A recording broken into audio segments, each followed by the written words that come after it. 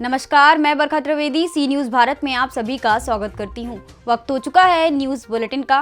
Bulletin में खबरों को शुरू करेंगे और बात करेंगे बेतिया की, जहां नदी में डूबने से 2 वर्षीय बालक की हुई मौत। और फिर देखेंगे कैसे अल्पसंख्यक दिवस में नहीं पहुंचे कोई भी आला अधिकारी। और अंत में बात करेंगे खगड़िया की, जहां प्रथम चरण का मतदान शांतिपूर्ण हुआ संपन्न। ऐसी तमाम खबरों पर आइए चर्चा करते हैं विस्तार से। खबर पश्चिम चंपारण बेतिया से है, जहां बैरिया थाना क्षेत्र के पखनाहा डुमरिया पंचायत अंतर्गत वार्ड नंबर 14 के पोखरिया गांव में नदी के पानी में डूबने से 2 साल के बालक की मौत हो गई। घटना के बारे में ग्रामीण बताते हैं कि नदी के किनारे लगभग 11 बजे बालक गया था, जिसके बाद उसका पैर फिसल गया और वो गहरे पानी में डूब गया, जिसके बाद बच्चे का शव को तैरता हुआ देखा गया। बच्चों ने इसकी सूचना मृतक के परिजनों को दी, जिसके बाद उसके शव को बाहर निकाला गया और परिजनों में चीख पुकार मच गई। जिसके बाद घटना की सूचना पर बैरिया थाना पुलिस पहुंच गई, लेकिन परिजनों ने पोस्टमार्टम कराने से इनकार कर दिया। बालक की पहचान पोखरिया गांव निवासी मुजल्लिम गद्दी के 2 साल के पुत्र नौशाद गद्दी के रूप में की गई है। बेतिया से सी न्यूज़ संवाददाता विनोद कुमार की रिपोर्ट। जौनपुर फर्रुखाबाद ब्लॉक कमालगंज के शेखपुर रुस्तमपुर स्थित मदरसा असनुल उलूम में अल्पसंख्यक दिवस के मौके पर जनपद के मदरसा संचालकों ने बड़ी ही धूमधाम से अल्पसंख्यक दिवस मनाया, लेकिन जिले के कोई भी जिलाधिकारी या आला अधिकारी कार्यक्रम में नहीं पहुंचे। यहां तक के अल्पसंख्यक अधिकारी भी नजर नहीं आए। अल्पसंख्यक दिवस खाना पूर्ति में ही सिमट गया। किसी समय अल्पसंख्यक दिवस में जिले भर के आला अधिकारी पहुंचते थे। आज के समय में मदरसा संचालकों में रोष व्याप्त है, क्योंकि अल्पसंख्यकों का वजीफा बंद कर दिया गया है और कई योजनाओं को स्थगित कर दिया गया है। मदरसा एसोसिएशन अल्पसंख्यक के जिला अध्यक्ष मुवीन सिद्दीकी, फायक, महमूद खालिद और जीशान खान आसिफ खान कार्यक्रम में मौजूद रहे। दिवस जो है वो मदरसा एहसानुल उलूम में मनाया जा रहा है।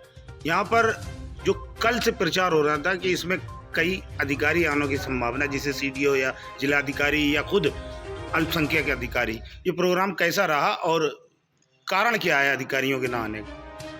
कारण ये है अधिकारियों का आने का कि जो अल्पसंख्यक अधिकारी हैं उनका 2 जगह का चार्ज होने के कारण वो एक ही जगह उपस्थित हो सकते हैं, क्योंकि यहाँ अतिरिक्त चार्ज है, वहाँ पे उनके पास चार्ज है, मतलब वहाँ के अधिकारी हैं, तो उनका कन्वॉय में रहना जायज़ है। यहाँ पर वो नहीं आए, ये मतलब एक जो भी बात है वो तो खैर वो अधिकारी बता पाएंगे, और सीडीओ या डीएम साहब कहे क्यों नहीं आए उसकी कोई जानकारी नहीं है, क्योंकि लेटर तो सभी भेजे गए यहाँ से कि सबको आना है कि मदरसे में जो है अल्पसंख्यक दिवस मनाया जाएगा। क्या पिछली साल आए थे कोई आला अधिकारी? नहीं, पिछले साल भी कोई आला अधिकारी नहीं आया। पिछले साल भी नहीं आए थे। तो इससे पहले जो विकास भवन में मनाया जाता था तो वहाँ पर जो है सभी लोग उपस्थित होते थे। तो इसका मतलब अल्पसंख्यक दिवस जो उत्तर प्रदेश सरकार मनाती है जोर शोर से, कहीं ना कहीं इसमें खाना पूर्ति होती ही नजर आती ही है। रह गई है। देखिए ऐसा है, शासन की ओर से जो योजनाएं चलती थी वो तो सारी बंद कर दी गई हैं।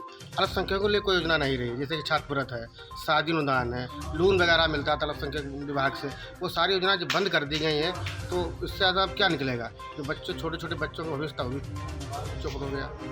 फर्रुखाबाद से सी न्यूज़ संवाददाता आर्यन राजपूत की रिपोर्ट। खगड़िया जिले में प्रथम चरण के मतदान 3 नगर निकाय क्षेत्र में कड़ी सुरक्षा के बीच मतदान संपन्न हुए।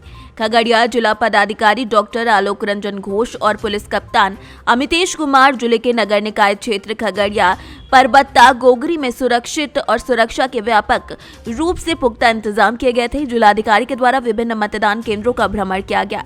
महिला मतदान कर्मियों के द्वारा संचालित पिंक बूथ का निरीक्षण करते हुए मतदान कर्मियों का उत्साहवर्धन किया गया। विभिन्न मतदान केंद्रों पर विधि व्यवस्था के निरीक्षण के दौरान पुलिस कप्तान अमितेश कुमार जिलाधिकारी के साथ मौजूद थे।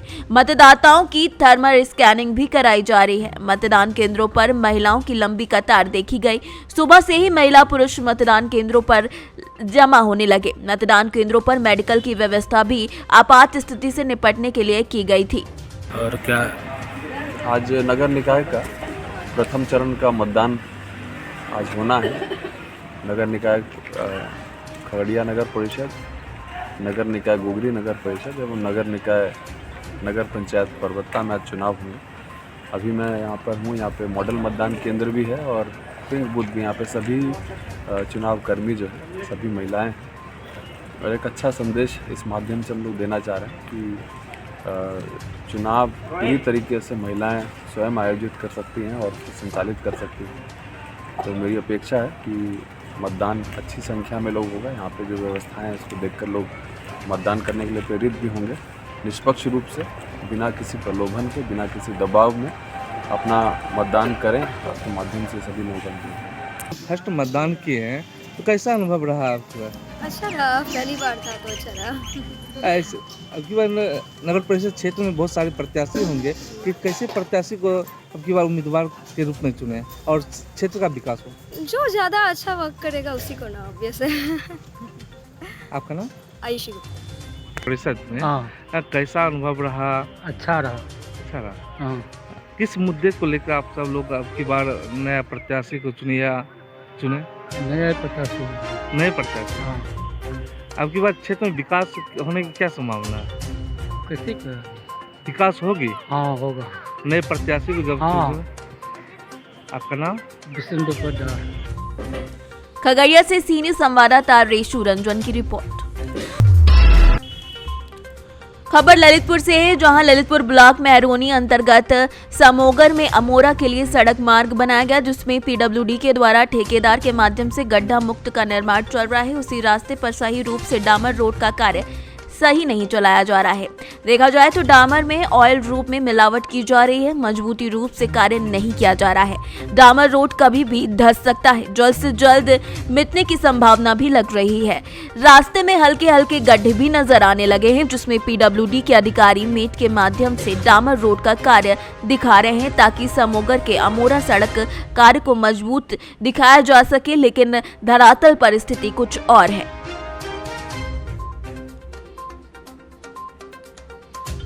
ललितपुर से सीनियर संवाददाता कोमल बरार की रिपोर्ट।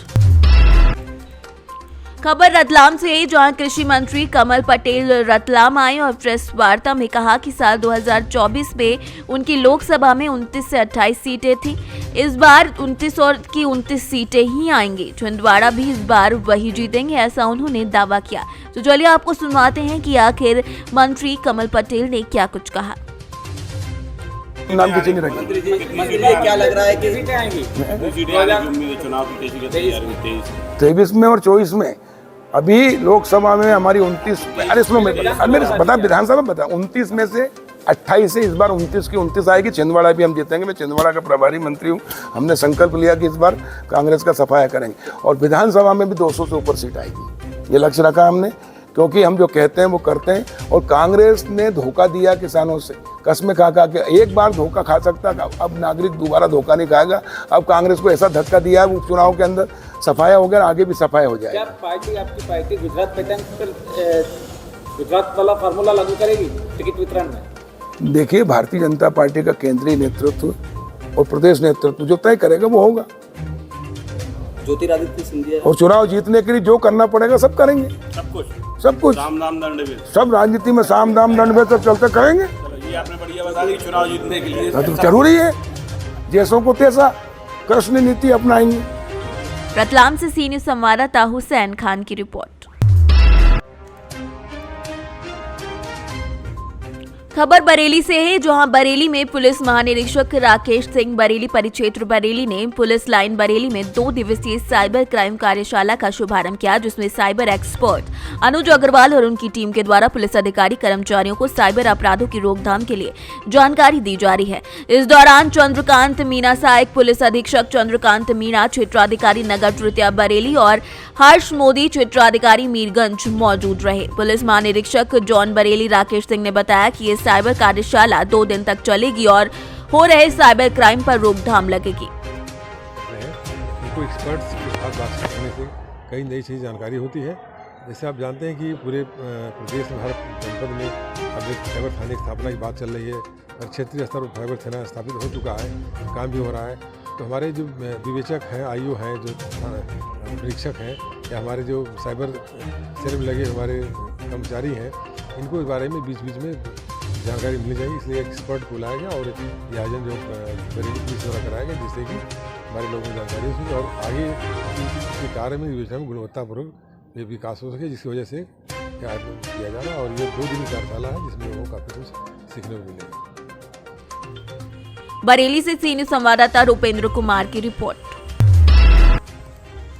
भदोही जनपद के औराई तहसील क्षेत्र के घोसिया बाजार के हाईवे ब्रिज के समीप औराई के उपजिलाधिकारी लाल बाबू दुबे और नायब तहसीलदार अंजनी कुमार गुप्ता ने गरीबों को मुफ्त में कंबल वितरित किया। उन्होंने शासन की ओर से संचालित की गई योजनाओं की जानकारी देते हुए गरीबों और वहां पर उपस्थित लोगों से बताया कि सरकार किसान और गरीबों के हित में काम कर रही है।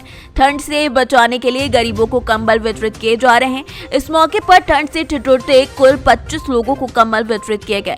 अधिकारी द्वारा कहा गया कि पात्र व्यक्तियों का चयन कर प्रतिदिन सुबह और शाम गरीबों को कंबल दिया जाएगा। सीएम साहब ने नायब साहब ने आए थे, कर्मचारी आए थे। ठंडी के समय आप लोगों को कंबल दिए, ठंडी के समय कंबल दिया हम लोग को। आप भी कुछ कहना चाहते हैं, बताइए। सीएम साहब ने यहाँ पे आए, कंबल दिए और भी हम लोग के घर विवाद देख के गए कि रोड पे बच्चे लोग पड़े हैं, इसके बारे में भी और कुछ सोच के गए हैं कि ठीक है आप लोग के व्यवस्था होगा बहुत जल्दी। गरीब आदमी ऐसे भी खा रहे हैं। आप लोग भी कुछ बोलना चाहेंगे? हाँ साहब, सीएम साहब ने दिया साहब, आज तहसीलदार दिया, नायब साहब डीएम साहब दिया। कि नहीं लग रहा है? अच्छा लग रहा है, अच्छा लग रहा है। अच्छा काम किए, ठंडी में दिए कम्बल, अच्छे काम किए गरीबों के। कितने लोगों को आप कंबल बांटे? आज जो है मैं और नायब तहसीलदार साथ में सुबह से ही कंबल बांट रहे हैं और अब तक जो है 25 लोगों को कंबल बांट चुके हैं और ये क्रम सुबह शाम दोनों समय अब जारी रहेगा क्योंकि ये ठंड का समय आ गया है। तो जो भी गरीब और असहाय लोग हैं, सरकार की मंशा में उनको जो है ये कंबल बांटा जा रहा है। भदोही से सी न्यूज संवाददाता नीरज गुप्ता की रिपोर्ट। खबर भदोही से है, जहां लगभग 5 माह पूर्व रात्रि में दीप ढाबा बनौटी के पास से सरिया लदी ट्रेलर ट्रक सहित 50 टन सरिया लूट लिया गया था, जिसके संबंध में दिनेश कुमार मिश्रा पुत्र स्वर्गीय रामदुलाल मिश्रा ने हरदेव थाना गोपीगंज जनपद भदोही के द्वारा दिए गए प्रार्थना पत्र पर थाना औराई पर मुकदमा अभियोग कराया था। व्यक्तियों के विरुद्ध पंजीकृत ये मुकदमा था। विवेचना के दौरान अपराध पाया गया और 8 अभियुक्तों में प्रकाश में उनके नाम लाए गए। 18 मई 2022 को औराई बस स्टैंड से 5 अभियुक्तों और 1 अभियुक्त लालनगर टोल प्लाजा से गिरफ्तार किया गया था। अभियुक्त गढ़ों की निशानदेही पर सरस्वती हाईटेक सिटी परिसर में स्थित AK कंस्ट्रक्शन के यार्ड जनपद प्रयागराज से टेलर और 40 टन सरिया और घटना में प्रयुक्त आर्टिका कार और 2 अदद तमंचा और 4 अदद जिंदा कारतूस बरामद किया गया। वहीं 18 मई 2022 को सरिया लूट की घटना में शामिल 50,000 रुपए पुरस्कार घोषित काफी लंबे से फरार चल रहे वांछित अभियुक्त प्रदीप मिश्रा को भी गिरफ्तार कर लिया गया था। गिरफ्तारी और घटना का अनावरण करने की टीम में प्रभारी निरीक्षक औराई गगनराज सिंह में हमराज पुलिस टीम थाना औराई में एक सरिया लदे हुए ट्रक को कुछ अभियुक्तों द्वारा लूट लिया गया था। उसमें उसी समय मुकदमा पंजीकृत करके उसका सफल अनावरण करते हुए उस घटना में शामिल अभियुक्तों को गिरफ्तार करके जेल भेजा जा चुका है और उसमें जो ट्रक और सरिया था उस माल को भी काफ़ी माल को उस समय बरामद कर लिया गया था।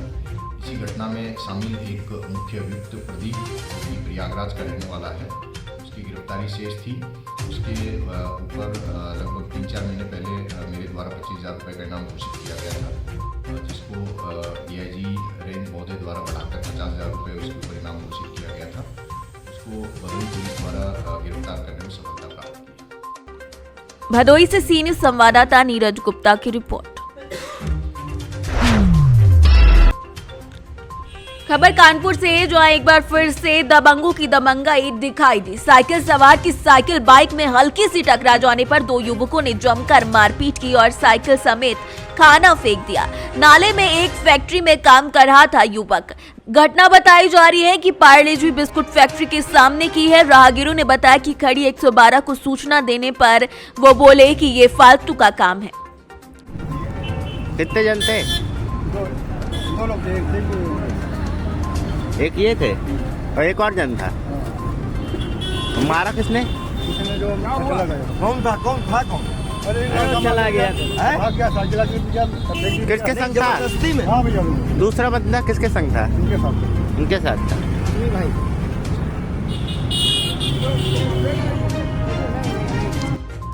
कानपुर से सीनियर संवाददाता अभिषेक जैकब की रिपोर्ट। कौशाम्बी थाना सराय अखिल पुलिस ने मोटरसाइकिल चोरी करने वाले गिरोह के सदस्यों को गिरफ्तार करने के बाद उनके कब्जे से चोरी की 5 मोटरसाइकिल बरामद की हैं। पुलिस ने आरोपियों से जब कड़ाई से पूछताछ की तो गिरोह के अन्य सदस्यों से जानकारी हुई। पुलिस ने चोर गिरोह के 6 सदस्यों को गिरफ्तार कर उनके कब्जे से चोरी की 5 बाइक के साथ तमंचा, कारतूस भी बरामद किया है। आरोपियों के विरुद्ध लिखा पढ़ी करने के बाद पुलिस ने गिरोह के सदस्यों को अदालत में पेश कर दिया। पुलिस अधीक्षक के निर्देशन में अपराध और अपराधियों के विरुद्ध चलाए जा रहे अभियान के क्रम में अपर पुलिस अधीक्षक ने मार्गदर्शन में क्षेत्राधिकारी चायल के पर्यवेक्षण में रात्रि में प्रभारी निरीक्षक सराय अखिल में हमराज पुलिस बल के द्वारा इस कार्यवाही को अंजाम दिया। खुलासा हो रहा है, कैसे क्या मामला?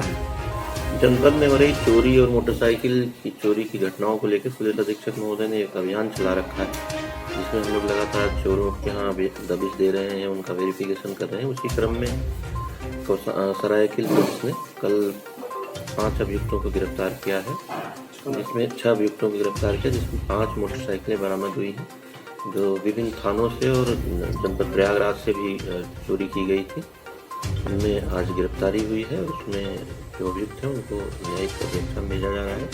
उनके पास से 5 मोटरसाइकिल, 1 देसी तमंचा, 2 मोबाइल बरामद हुए हैं और विवेचनात्मक कार्रवाई प्रचलित है और जो चीजें होंगी बाद में उनको रिकवरी की जाएगी। कौशाम्बी से सीनियर संवाददाता अब्दुल गनी की रिपोर्ट। फिलहाल के लिए इस न्यूज बुलेटिन में बस इतना ही। देश दुनिया की तमाम खबरों के लिए देखते रहें सी न्यूज भारत। हर खबर आपके साथ, आपके हाथ।